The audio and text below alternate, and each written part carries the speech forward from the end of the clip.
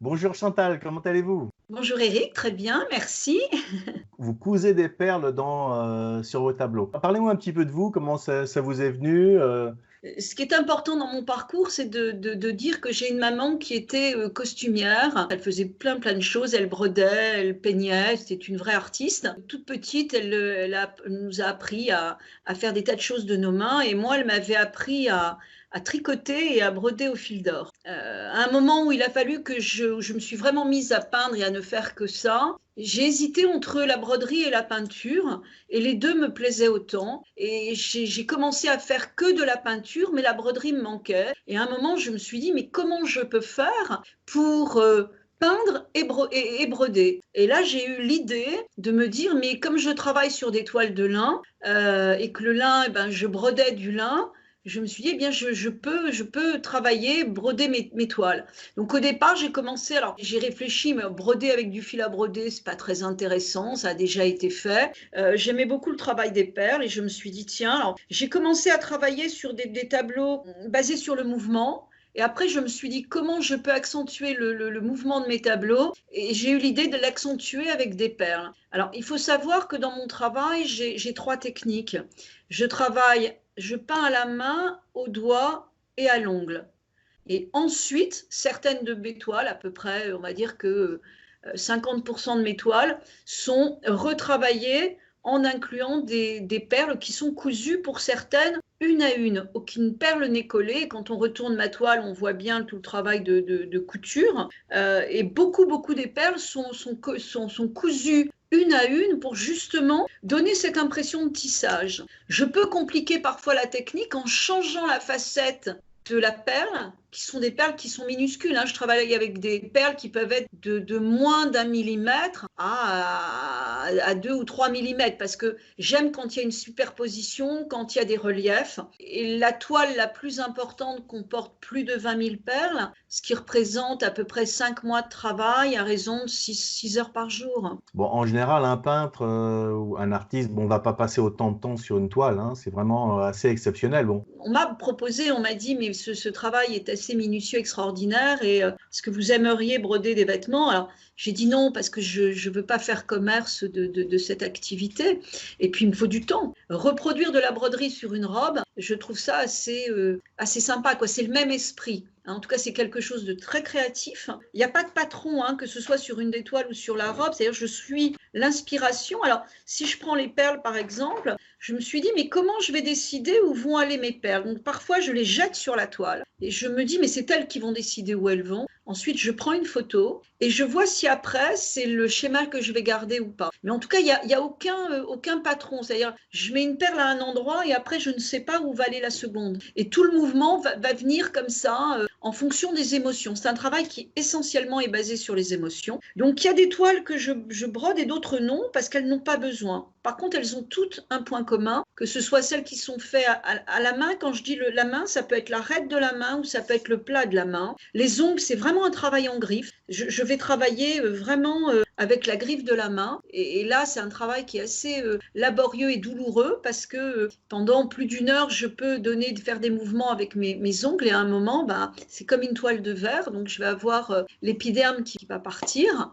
Donc là, il faut que j'attende un petit peu pour pouvoir retravailler derrière. Et puis, je ne peux pas travailler avec des gants, c'est pas possible. Quelle que soit la technique, l'élément moteur de mon travail, ce sont les émotions. c'est comme un massage en fait. Vous faites souvent allusion à l'effet d'un massage. Vous avez besoin d'un contact vraiment physique avec la toile. Alors, dans une autre vie, j'ai eu plusieurs vies. Dans une autre vie, j'ai été pendant une vingtaine d'années infirmière. Et ce que j'adorais quand j'étais infirmière, c'était toucher mes malades, toucher les patients. J'aimais masser, j'aimais prendre. Alors, à l'époque, c'était une odeur que je détestais, mais qui est très beaucoup de réminiscences. Les rares fois où je vois les flacons aujourd'hui sont les eaux de Cologne bien-être ou Mont-Saint-Michel, vous voyez. Et tout le monde avait sur sa table de nuit un flacon de bien-être ou de Mont-Saint-Michel. Et il fallait après frictionner les patients, les pieds, les talons, le dos avec. Et j'aimais ce contact. C'est vrai qu'avec la peinture, quand j'ai recommencé à peindre, j'ai commencé avec mes pinceaux et puis il y avait un truc qui me gênait. J'étais pas à l'aise, j'étais pas dans mon élément. Et j'ai balancé mes pinceaux et j'ai mis de la peinture sur ma toile et j'ai mis ma toile par terre. Je me suis mis à quatre pattes devant, pieds nus.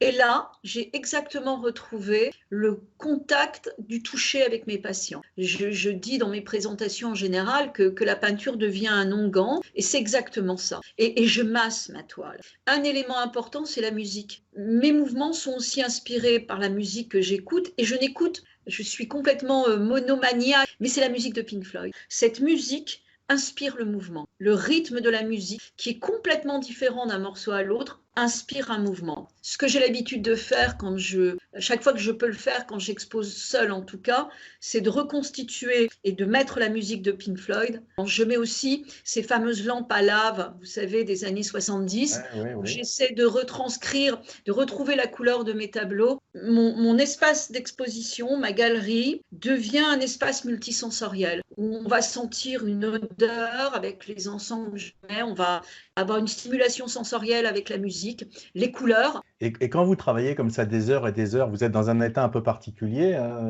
comme une méditation, ou Oui. vous rentrez un peu dans un état, parce qu'avec les Pink Floyd, les Pink Floyd à l'époque c'était reconnu pour être un peu de la musique pour les gens qui se droguaient au début, hein, qui faisaient voir des choses un peu rigolotes. Donc vous rentrez un peu en méditation.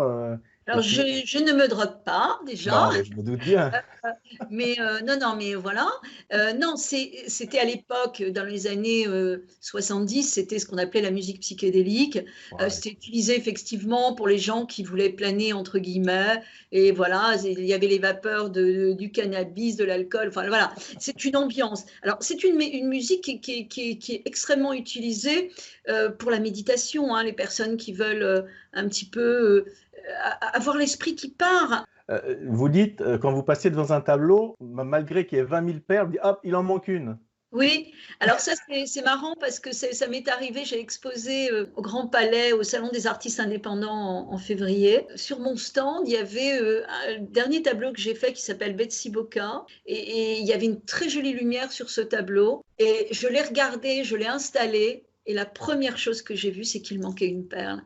Il y avait un petit point noir et là j'ai dit, il manque une perle.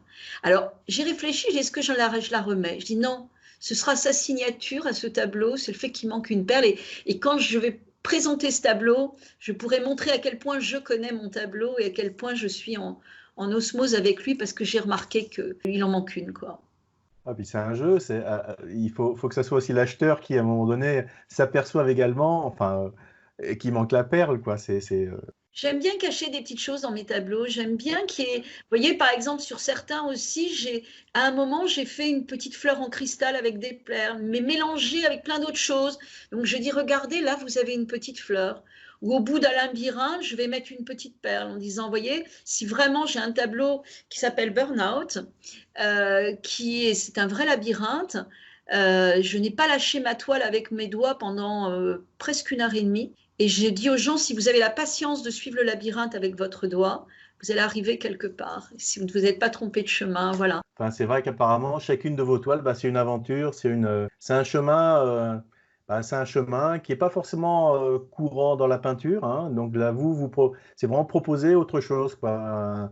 Un voyage sensoriel, de la méditation, une ambiance musicale, enfin, et puis surtout ces perles qui font que les tableaux deviennent presque des bijoux. Il faut vraiment engager aujourd'hui les personnes à aller dans les galeries parce que je pense que la période, les 2 mois de confinement vont avoir amené chez les artistes une créativité qui va être passionnante. Donc, je vous en supplie, allez dans les semaines qui viennent, dans les mois qui viennent, voir les créations des artistes parce que la créativité post-confinement va être très intéressante. Voilà. Merci en tout cas. Merci Eric. Allez, merci, au revoir.